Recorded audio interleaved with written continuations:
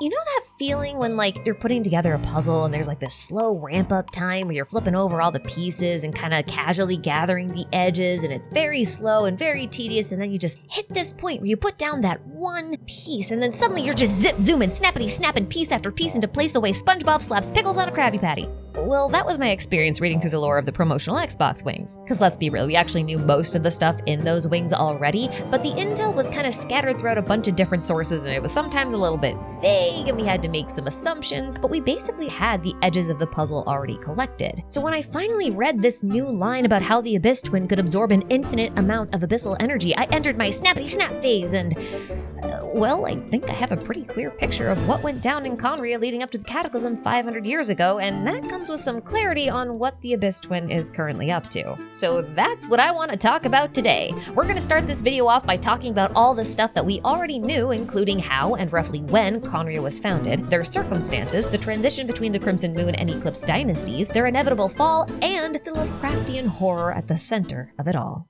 Now you guys know the drill by now. There's timestamps, spoiler warning, citations, attributions, and links to related content that will be in the description box if you need it, while post-video notes and corrections, if any, will be in the pinned comment. But before we start this theory, let me show you something really cool. This, my friends, is the REDMAGIC 10 Pro gaming phone, and also the sponsor of today's video. Now I know you've seen this type of phone before, but trust me when I say that the REDMAGIC 10 Pro is a little bit special, because not only did they make some incredible improvements from previous generations, but they did so without having to increase the price of the phone, and that's pretty huge. Just to give you an example, the REDMAGIC 10 Pro now boasts the Snapdragon 8 Elite processor, which increases the phone's performance by about 45% over the previous generation, and it's 44% more energy efficient too. That means games play smoother and you can play them for longer. But as we know, better performance usually means higher risk of overheating. Fortunately, REDMAGIC phones have always had really great cooling systems, but they've really outdone themselves this time because the REDMAGIC 10 Pro uses a liquid metal cooling technology that's typically only used in gaming laptops, and the results are pretty impressive. And you should care about this because a cooler phone means better overall performance and an increased lifespan for the phone and better battery life overall. Longevity is a great feature, and speaking of which, the REDMAGIC 10 Pro also got a huge battery upgrade.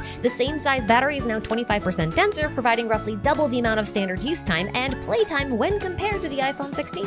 And honestly, I've barely scratched the surface of all the great features and improvements that they've made. We've got stereo speaker quality, the exceedingly rare 3.5mm headphone jack, sound equalizers, fully customizable shoulder triggers, dual 50-megapixel cameras that are completely flush with the backside of the phone, look at that, nice and slick, and a completely unique hidden front-facing camera. And to top it all off, we have a stunning, incredibly bright 1.5K resolution BOE AMOLED 144Hz refresh rate screen, which just means that it's really pretty and really sharp. And I know you're going to be just as impressed by this incredible little feat of engineering as I was, so make sure you check out the link to the REDMAGIC 10 Pro website to learn more and maybe pick one up for yourself. A huge thanks to the REDMAGIC 10 Pro gaming phone for sponsoring this video, and now, without further ado, let's get this theory started, shall we?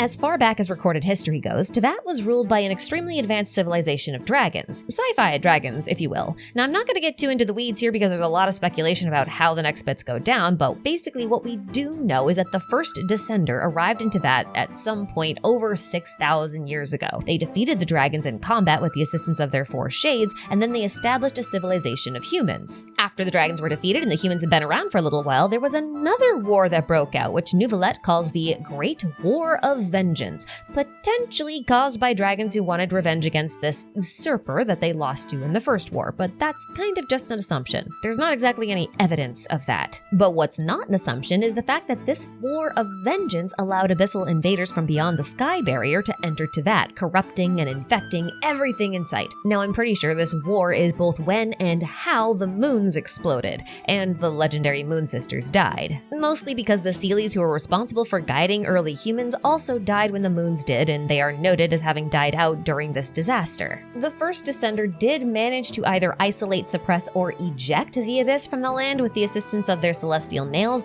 but something happened during this war which destroyed their functions and took away much of their original authority over Teyvat. As a result, the first Descender, along with another individual who may have been the second Descender, split the remains of the third Descender to make the 7 Gnosis. Now, I made a whole video on why this may have been necessary if you're interested in that, because we're not really going to go into that today. This Great War of Vengeance also seems to have resulted in the sinking and sealing of Khaenri'ah, as well as the destruction of the civilization that lived on Dragonspine. And this is important because this scribe's box found in Dragonspine claims that there are people who are building a new nation without gods, which is how Khaenri'ah is constantly described, a nation without gods. At least, no gods of the Archon variety, but we're gonna get to that. Now, this box was made during the fall of Dragonspine civilization, which should be around the end of the Great War of Vengeance and significantly before the Archon War.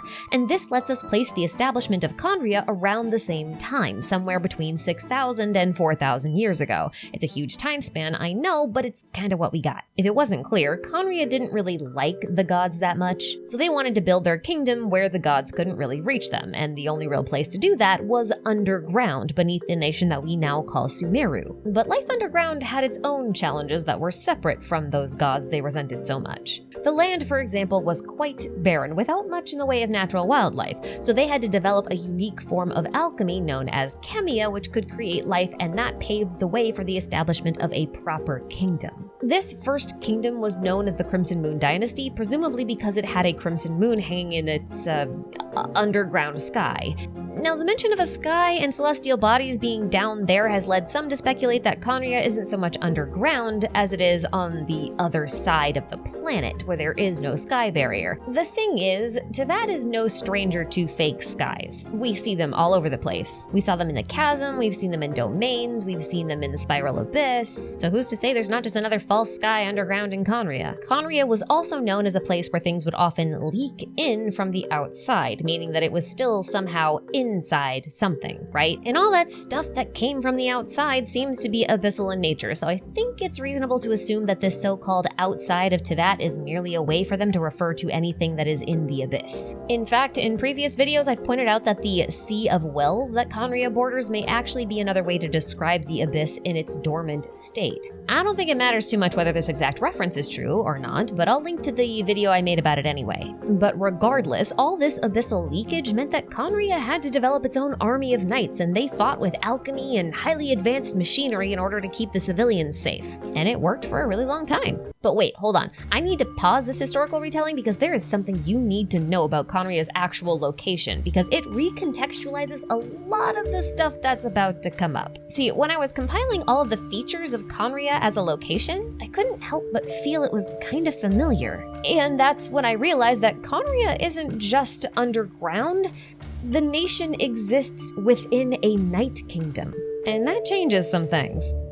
Just so we're clear, when I say Khaenri'ah was located in a Night Kingdom, I don't mean the same Night Kingdom as the one found in Natlan. I'm talking about Night Kingdoms as a type of location, not just this one singular instance. In other words, I think there are multiple Night Kingdoms, some of which are probably more stable than Natlan's. But I understand that the idea of there being multiple Night Kingdoms existing and that Khaenri'ah may have been located in one of them might confuse some of you, so allow me to explain. Natlan's Night Kingdom is effectively Xibalba, or the Land of the Dead, commonly known as the Underworld for Natlan, anyway. Now, most think of an underworld like this to be sort of like a metaphorical thing, a sort of spiritual dimension where the soul goes after death, right? But we know from Tao story quests that in Teyvat, the souls of the dead are supposed to enter the ley lines where they remain for I don't know how long. But if you think about it, this effectively makes Teyvat's ley lines the underworld. It's realm of the dead, which is very fitting because Natlan's Night Kingdom was constructed out of fragments of Natlan's shattered ley line network.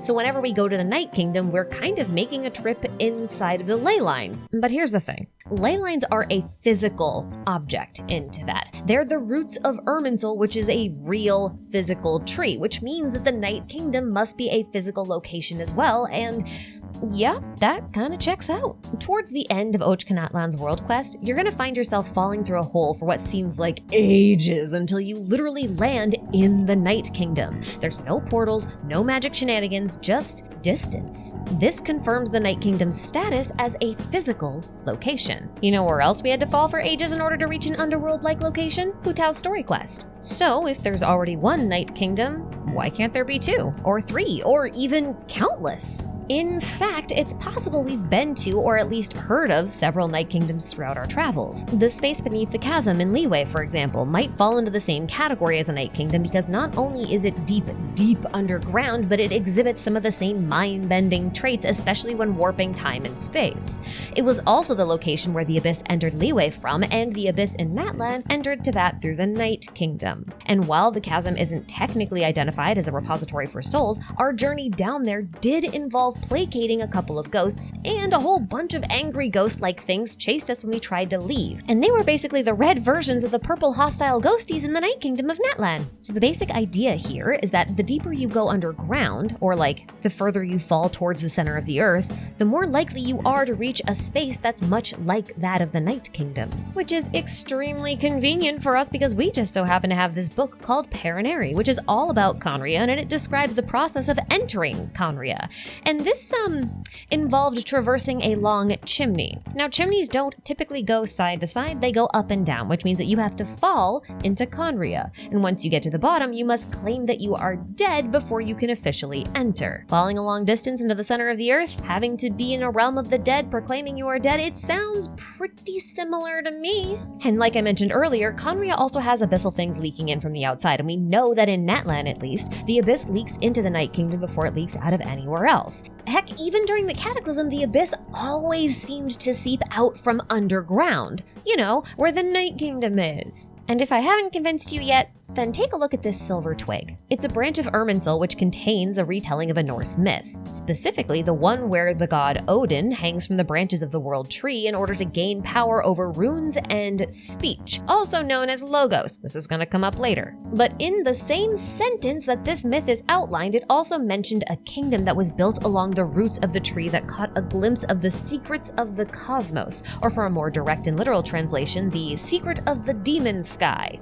Now, I don't think I need to remind you that Khaenri'ah is very heavily inspired by Norse mythology, so this was already quite the intentional nod towards them. But keep in mind that oh, right, I didn't mention this yet. Sorry, back to our history lesson for a second. There was a point during the first dynasty of Khaenri'ah, often referred to as the Crimson Moon Dynasty, when astrologers from the Universitas Magistrorum caught a glimpse of some truth from beyond Teyvat's false sky that was so shocking, it literally caused a civil war.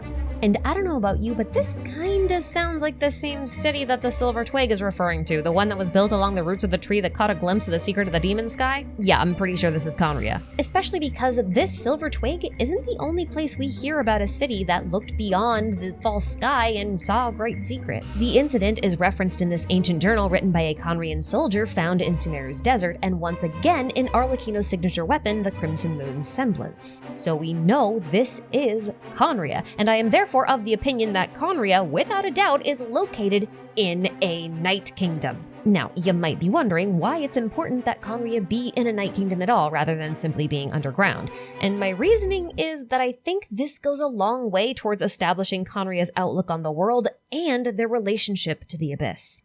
Okay, so during that civil war I mentioned, Khaenri'ah found itself split into two factions, the Crimson Moon and the Eclipse. Now, based on what little we know, I think the Crimson Moon kind of wanted to maintain the status quo, while the Eclipse wanted to act on new information, and that meant going to war with Celestia.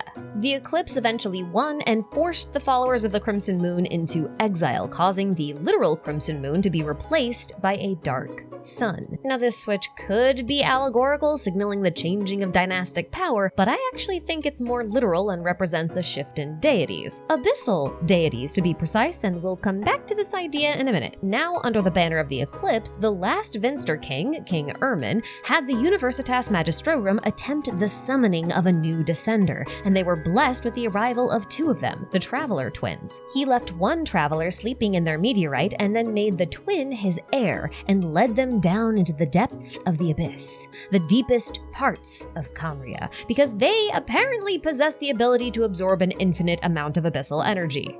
By the way, this does suggest the Traveler doesn't actually have any purification powers, they're just absorbing abyssal energy. It's like sucking poison out of a snake bite, and honestly, probably about as effective. Anyway, when I first read this, I thought it was really weird that Irmin even knew how to do this, or that he should do this. And then I remembered how exposure to forbidden knowledge in Sumeru came with crazed whispers, and I began to wonder if the Abyss hadn't tried to speak to Irmin and maybe told him what he should do. Which sounds crazy, I know, except You need to understand that everything in Genshin related to the Abyss has its roots in Lovecraftian horror. For example, Rift Hounds are based off the Hounds of Tyndalos and are abyssal life forms. The Abyss Order is made up of former humans who have warped their physical forms into something a bit more alien. Basil Elton is named after an H.P. Lovecraft character and fought the abyssal leviathan Elenus. Forbidden knowledge is found in the Abyss and instills madness just like the Lovecraftian horrors do. And you know what? It's very likely that both the Crimson Moon and the Dark Sun are Lovecraftian horrors too.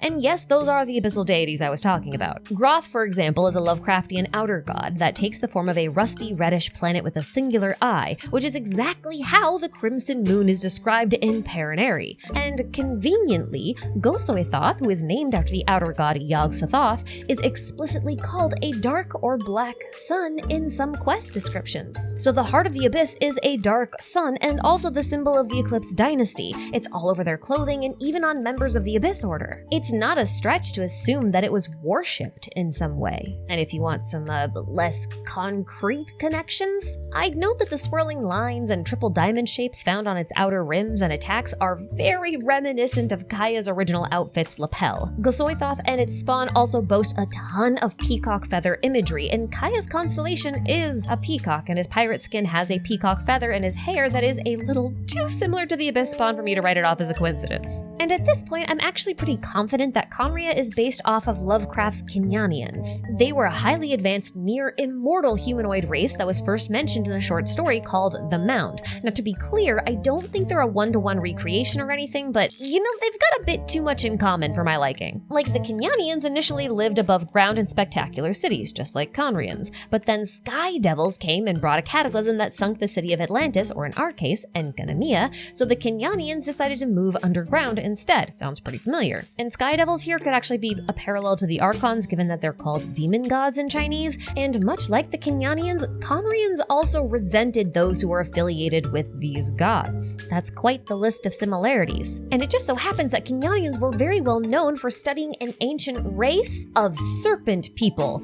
ones that ruled the earth before humanity even existed, a concept which should sound pretty familiar in Genshin, seeing as the dragon civilization ruled Tibet before humanity came along. Now, I don't think it's a stretch to suggest that after retreating underground, Khaenri'ahs began to study the ruins of the technology left behind by dragons. After all, their machinery functions on the same general principles as the draconic technology we know of. I actually made a whole video about it. And I could go on and point out a bunch more neat little parallels, but in the interest of time, the only other thing I want to mention is that the Khaenri'ahs worshipped the serpent god Yig because he was the god of the serpent people that they were so enamored with, and also the ever-dreaming Cthulhu, because apparently Cthulhu was the one who brought the ancestors of the Khaenri'ahs with him to Earth from some other planet thousands of years ago. And you know what's funny? A serpent person, or rather a bishop person, Wahaklahun Ubakan, says that the first descender kinda just chucked humans into Tibet at one point, and if the first descender is anything like the fourth descender, who is the traveler, then they were likely also a space traveler, which means that they could be an instance of a space traveler bringing humans to a new planet, just like Cthulhu. But I don't want to get too distracted by this, so let's set aside the space travel potential for just a second, because the point I was mostly trying to make here is that there is precedence for Khaenri'ah worshipping, or at least following, abyss-aligned cosmic horror entity deity things. Which brings me back to Yog-Sothoth, or rather, Gosoithoth. When it comes to Lovecraftian mythos, Yog-Sothoth is not the highest or oldest of deities, or even the one who's friendliest to humans, and frankly speaking, on a surface level, Cthulhu would have been a much more thematically appropriate pick for the Heart of the Abyss given his association with those who dream of dreaming, and also the Khaenri'ahs. But there is a reason why Hoyo has decided to use Yog-Sothoth as inspiration for the Heart of the Abyss instead. The Lovecraftian version of Yog-Sothoth exists outside the boundaries of space and time. They are all-knowing and omniscient, and there is no secrets kept from them because they are both the keeper of the Gate of Ultimate Knowledge and the Gate itself. To pass through the Gate of Yog-Sothoth is to obtain the truth behind all of creation, and they often bestow knowledge upon worthy individuals when asked. And this sometimes involves the use of a silver key that is, used to unlock the Gate of Knowledge. Now, because of this association with ultimate knowledge, I've been thinking about that whole glimpse of the truth from beyond the sky incident that led to the shift in Khaenri'ah leadership, and whether or not that had anything to do with Gosoithoth. King Ermin, as the Venster King, which means King of Darkness, could have passed through this gate. Now that said, Yog-Sothoth is actually surprisingly a recurring character within the Hoyoverse. And within this Hoyoverse, Yog-Sothoth's role is a bit more specific. Rather than simply being the gate to ultimate knowledge of everything and anything, it is more accurate to call Hoyoverse's Yog-Sothoth as the god of the narrative. And just like their Lovecraftian counterpart, the Hoyoverse version of Yog-Sothoth still exists outside of time and space, and they're still completely omniscient and associated with the abyss and all that jazz, but they see reality itself as a narrative, like a book that contains countless stories within it, and they are more of a reader or an author of this book than they are a character within it. And as an entity that exists outside of this book of reality, Hoyoverse's Yog-Sothoth claims that the greatest common denominator of all things is language and words. It is the ultimate knowledge. To quote her flavor text from Hokkai Gakuen 2, language frames the world, words make the rules, and so space and time are framed outside of that. You, for example, are looking at this line of text, and as I am looking at you through this line of text. Which is very Nietzsche, by the way, because he has this line that says,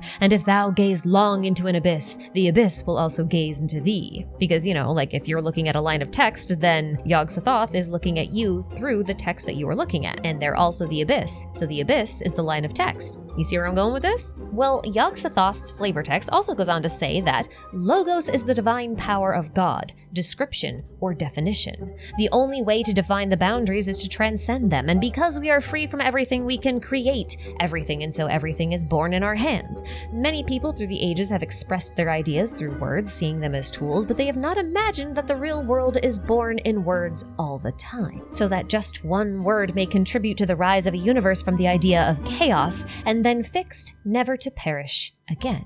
This is the divine power that God has given us, but unfortunately the majority of people can only use it in an ignorant way, even ignoring its spirituality. Now use this power and create your world unconstrained by time and space, eternally independent. So basically what she's saying is that words and language are the ultimate power, the ultimate knowledge, because with them you can create worlds and ideas from absolutely nothing.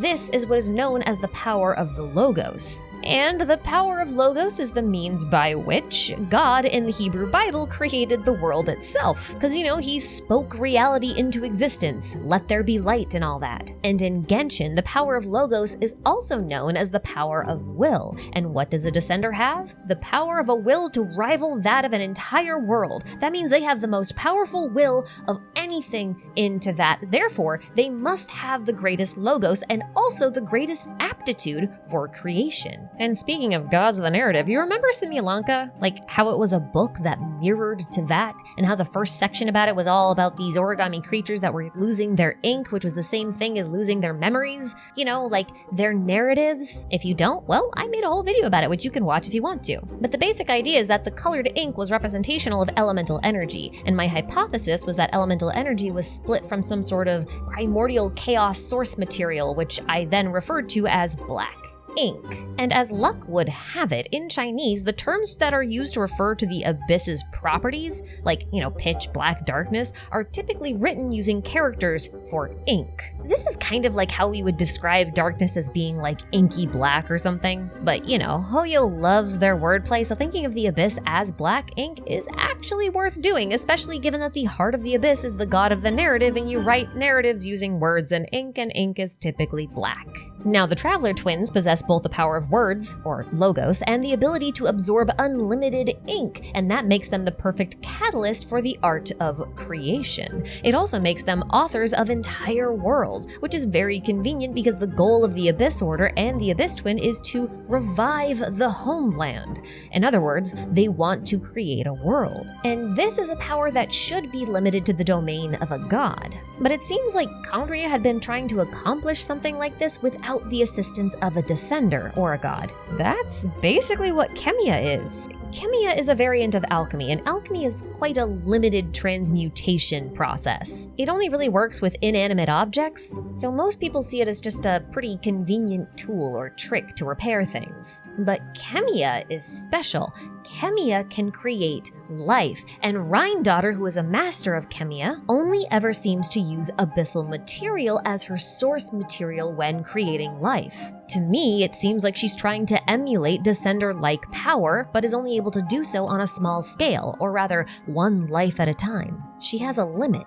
But even the Traveler twins have limits, because we know that just having ink and logos power isn't enough to create a world, otherwise the Abyss Order wouldn't need the Loom of Fate. And speaking of which, I have a new idea about what shape the loom takes, and yes, it actually does have to do with Yog-Sothoth and the Abyss, so stick with me.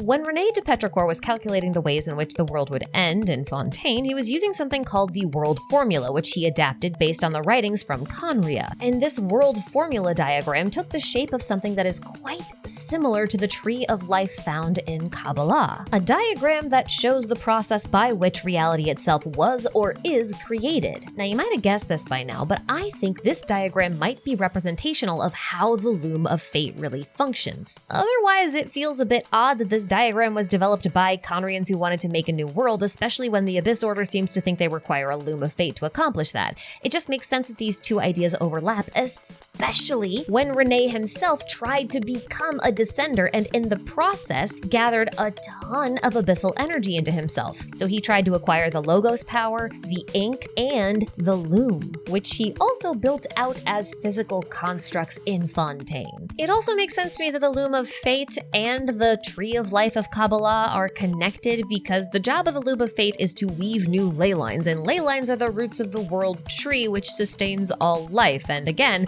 the diagram is literally called the Tree of Life. It's also worth pointing out that Irminsul is a tree that contains the memories of all of the things that ever existed in the world, which essentially makes it a tree that contains all narratives. Now let me explain how this Tree of Life diagram works in Kabbalah, because that will actually tell us how this whole thing pans out in practice. Basically, Kabbalah says that everything comes from a primordial source known as Ein Sof. Think of it like the primordial chaos or the formless nothingness found at the beginning of time.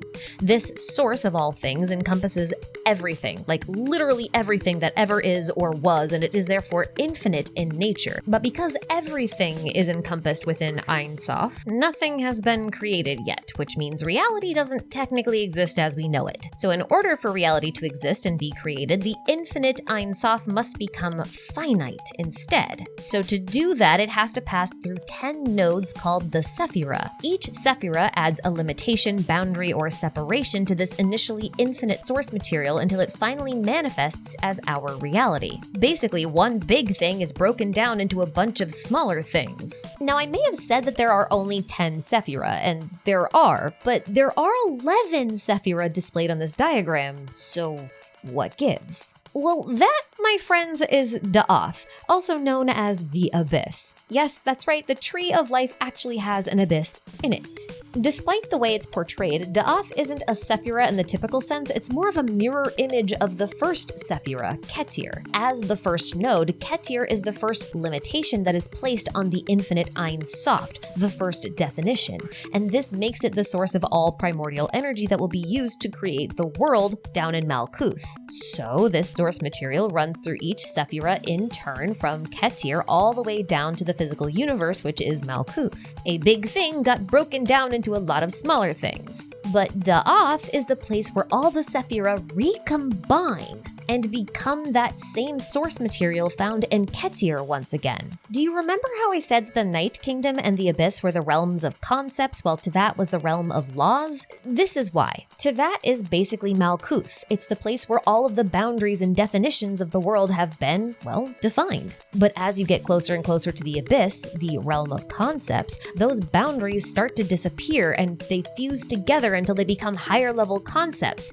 And this process gets more and more severe until you reach the highest level concept at the bottom of the Abyss, the infinite, the everything. And this is why things get weird underground. But the thing is, Da'at is also like the cosmic recycling center. It's where discarded material that's used in the creation process goes. And it's also where gods are banished to as punishment if they do something wrong. In fact, the Zohar says that there were several failed attempts to create the physical universe before the current one was finally created, and all of those failed attempts were discarded into the Abyss, specifically into Da'ath. Which is to say that the Abyss is actually full of everything that has been uncreated, and because it was once created or once attempted to be created, it longs to be in a state of creation again. And because it is discarded, there is no god that will assist in this creation process, so it just tries to create itself. And that's why in Genshin, the Abyss is mimetic. It longs to be closer to the tree-like world, the Tree of Life, the Tree of Irminsul, this world that is in a state of creation. And so the Abyss extracts concepts from the ley lines. It tries to absorb these definitions and these boundaries, and it shapes itself to match those concepts. Notice that when the Mimiflora are at rest, they take the shape of ley line blossoms. That's because they're trying to leverage the same functions as those blossoms. They want to manage and extract memories and concepts. And in doing so, the Abyss consumes the created physical world, destroying it in the process because no matter how many concepts it consumes or how closely it manages to mimic something, it cannot create anything on its own. So it ends up consuming, infecting, and extracting everything in sight. So what's this got to do with Lovecraftian horrors and more specifically Yog-Sothoth?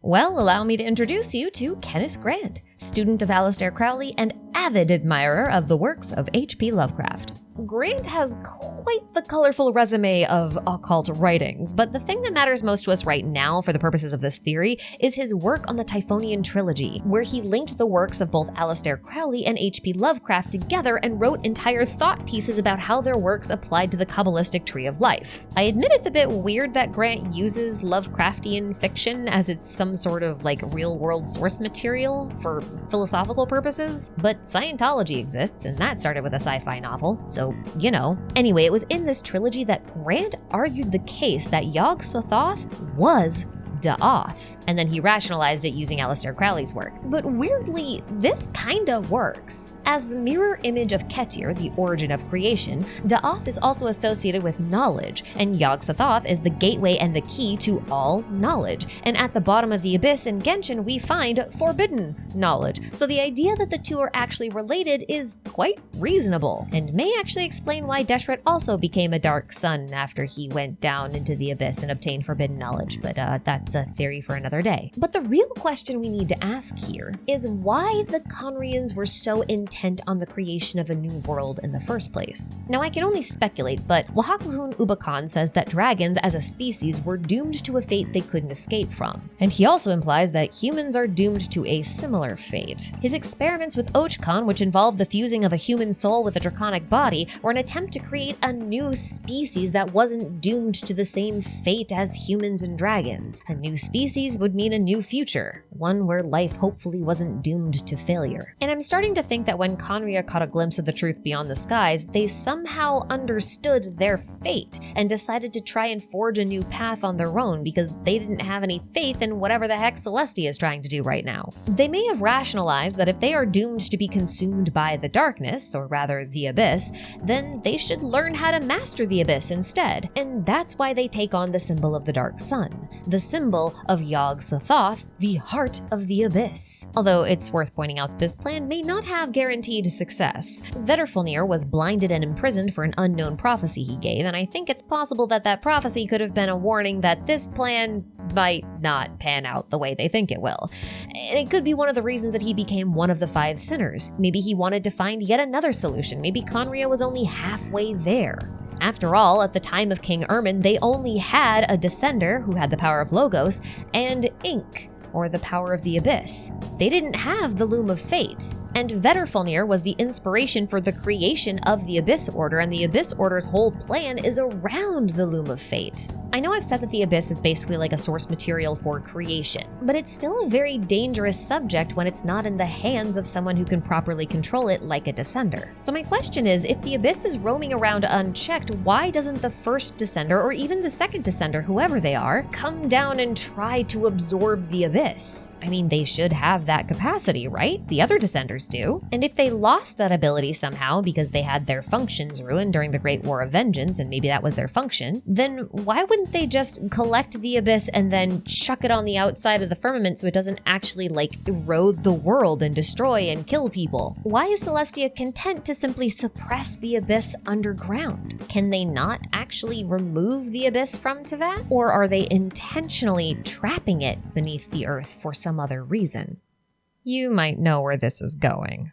Nidhoggr is a dragon from Norse mythology, one that's imprisoned beneath the roots of the world tree Yggdrasil, and let's just say this dragon is not too happy about it, so it's constantly gnawing at the roots trying to break free. And he is destined to break free during Ragnarok, which is the end of the world. Now, I mention this myth not because I think there's some sort of dragon that's being imprisoned under Irminsul, although I have proposed that idea in the past, but I do think it's possible that Gsoithoth is playing the role of Nidhoggr, meaning it's an abyssal entity that has been trapped or imprisoned in the depths of the earth around the roots of Irminsul. And it's none too happy about it, so it's trying to break free. It's gnawing at the roots of Irminsul, which would mean that Yog-Sothoth, or Gsoithoth in this case, isn't an invader at all, but instead a prisoner, one that was captured by the first Descender. And that might imply that the other invaders during the Great War of Vengeance were other outer gods that were trying to bust their buddy out of god jail. I mean, Da'ath is where you send all of the imprisoned gods to, remember? And I know this sounds silly, because why would the first Descender actually want to imprison an outer god in the depths of the world? Especially one that causes so much damage. Well, like we said before, in order for a world to be created, you kinda need source material. And that source material's gotta come from somewhere, so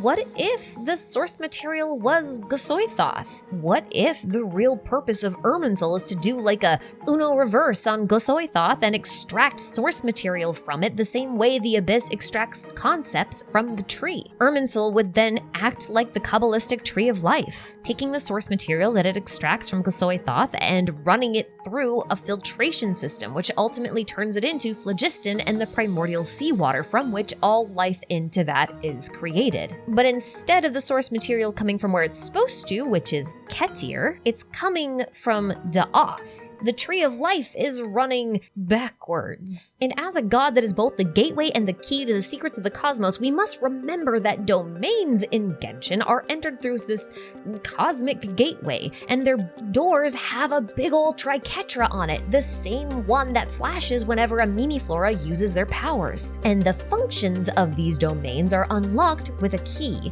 that looks weirdly like a YUB now that I look at it. Now, this key unlocks memories, and once we collect those memories, we're able to offer them to a little tree alongside with some resin, and that tree then crystallizes those memories into a physical form.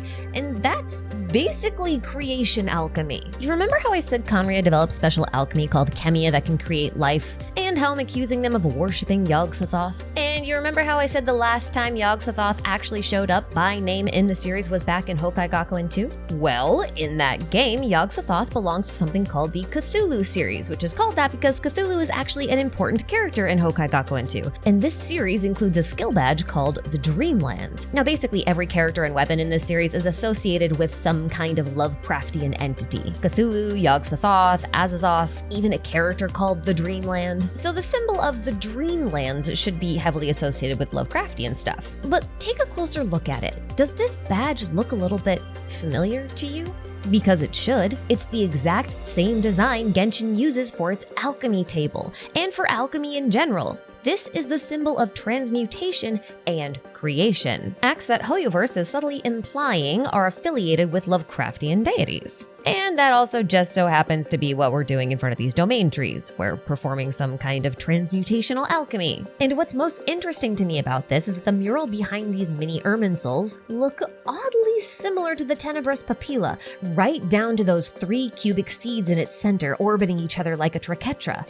It's almost uncanny, which makes me wonder if these domains are actually like part of this sealing system, if they're like little extraction terminals, or if they're like little mini nodes of a Sephira, but there are like way more than 10 for some reason. And I wonder then if this is the system that broke during the Great War of Vengeance, which then allowed Gsoithoth to slip from its shackles and move a bit more freely underground. And actually, if Gsoithoth is slipping through the Night Kingdoms and the ley lines, and their little Mimiflora are extracting concepts from these ley lines, I wonder if they've actually been extracting the concepts of the Dragon Sovereign's powers as well, and slowly passing them off to the Traveler whenever they reach a statue of 7, because, you know, the Traveler seems to have a weaker version of each of the Dragon Sovereign's kits, and they might get that weaker version not because they suck or anything, but because that's all that had been extracted by the Mimiflora. And it would also mean that none of these elemental powers actually represent the Traveler's original powers. Those original powers might just be the Logos powers. There may not be any elements involved at all. And I think this is possible because, as I mentioned earlier, Da'at, or the Abyss, is basically where all the things that were ever uncreated go, and they long to be in a state of creation again. And in order to be in a state of creation, they need the power of a god, the power of a descender, and thus the Traveler is a perfect partner for them. This Traveler could absorb all of the knowledge, power, and detritus that is in the Abyss and bring it into existence again. It's almost like the Traveler is what they say they are, a star. One that is not yet a sun because there are no planets in its orbit yet. None have been created. But as it absorbs more things and increases its mass, it also increases its gravitational pull, attracting cosmic dust that then slowly shapes itself into planets and moons and asteroids and all sorts of different things. And a similar phenomenon is actually described in the short story by Lovecraft called The Lurker at the Threshold. It reads, "Not stars, but suns, great globes of light. And not these alone, but the breaking apart of the nearest globes and the protoplasmic flesh that flamed blackly outward to join together and form that eldritch, hideous horror from outer space, that spawn of blackness of primal time, that tentacled amorphous monster which was the Lurker at the Threshold, whose mask was a congeries of iridescent globes, the noxious Yog-Sothoth, who froths as the primal slime in nuclear chaos beyond the nethermost outposts of space and time, also known as the Abyss." That's a good place to stop, I think, because this is way longer than I intended it to be, and literally no one is surprised by that. Couple more topics I want to touch on as we showcase our squishy little pickly blorbos, also known as my channel members. Hey, look at them go! Okay. So the concept of nested narratives in the Hoyoverse, creating like a sort of reality, isn't just found in Honkai Gakuen 2, but also in Honkai Impact 3rd as Project Stigma. Now, Project Stigma was basically an attempt to save humanity from a cosmic horror by fusing them into one giant narrative structure, so to speak. Each person's life would be its own narrative, which would make Stigma a narrative about narratives. This project did require one person to remain outside the narrative as well, so while Yog-Sothoth doesn't technically make an appearance in Honkai Impact 3rd the way she does in Honkai Gakuen 2, the role of someone being outside the narrative is still there, just played by another character. Just kind of thought that was neat. I like seeing how Hoyoverse iterates on the same ideas over time. On a completely different note, my buddy Crystal Marie pointed out that G'Soi-Thoth is kinda similar to Hades from Horizon Zero Dawn, a fact that I found hilarious because Hades was a subordinate function of Gaia, an AI who was supposed to help the Earth regenerate after ancient billionaire robot armies wrecked it. It kinda reminded me of how the first Descender had their functions ruined. Hades is also the Greek god of the dead, which makes G'Soi-Thoth being connected to the Abyss and the realm of the dead even more appropriate. Looks like the Aloy collaboration event was lore relevant all along. Who knew? Well, I think that's it from me for today, so thank you all so much for watching, and until next time, see ya.